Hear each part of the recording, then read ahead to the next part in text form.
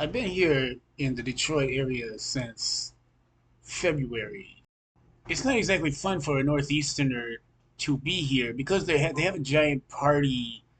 Uh, they turned the homelessness crisis into in the Northeast into a giant party. They do it the same thing in Ontario too. Nonetheless, everybody from farther west is coming to Michigan in general in the summertime to party, so it's not exactly fun for them. But I'm staying in Detroit because I feel like I'm ruining the party here. Because I literally am staying here because it's awkward and because I feel like I'm ruining the party. Because for some reason, when the big anti foreigner president gets elected, I come to Detroit and it seems like a million Brahminical upper caste foreign sons of a diplomat who live in a strange philanthropic society are having a giant party at the expense of the homeless people of New York. And it's kind of cramped and it's kind of awkward in Detroit. Detroit's a little more like Ohio than the rest of Michigan. There's a cramped feeling, and I'm staying only because I feel like I'm ruining the sex party. I think that the real name of that Eddie Murphy movie was Coming to Trade Places in America, or Coming to America to Trade Places. They seem to be in the real estate business. Now, last I heard, most people in Southern Asia and Africa are poor and are not buying land in New York anytime soon. So these are upper caste neo-colonial elites who want to fly into America because they think they're entitled to American identity. And they portray themselves to those farther west of us as if they were native New Yorkers. So they want that Harlem identity. And I don't believe for 1 second that these are the sons of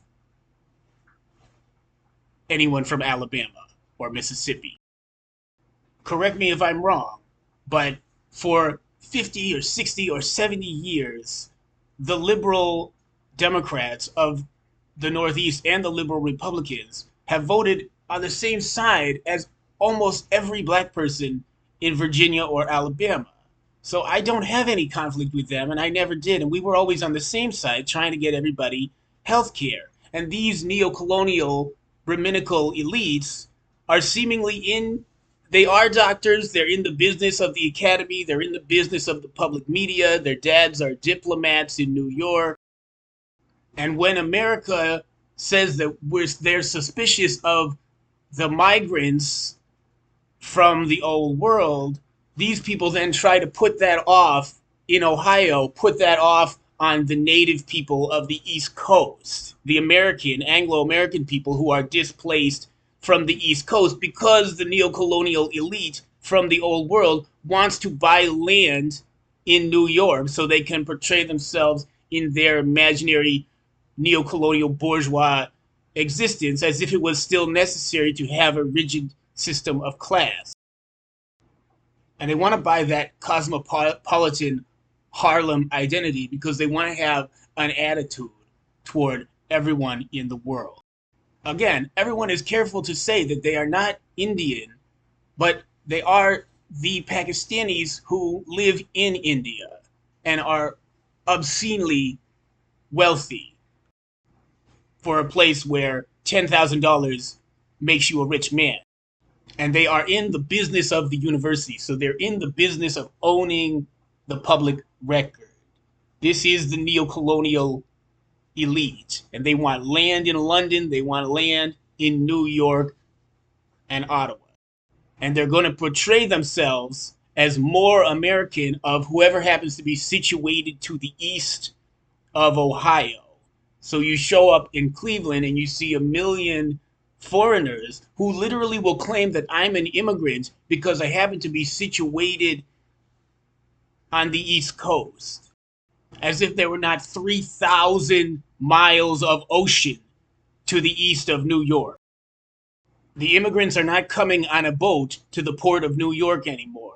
They're flying directly to Chicago. And the ones that live in New York are rich, Brahminical caste, upper caste people, and fundamentalist, sectarian, religious sects and networks, academic networks, who are notably in the business of owning the public record and in the business of advertising and exploiting our little problem with finding the listings of everybody who puts anything on the internet. And they fly around to different places buying cultural identity as if it was a jacket that you could take on and put off. And once they have laid waste your region, they're going to fly to another region and cast aspersions against the last place where all of these philanthropic societies descended, corrupted the economic, political system in order to extract wealth, and then took off again once the political situation gets worse.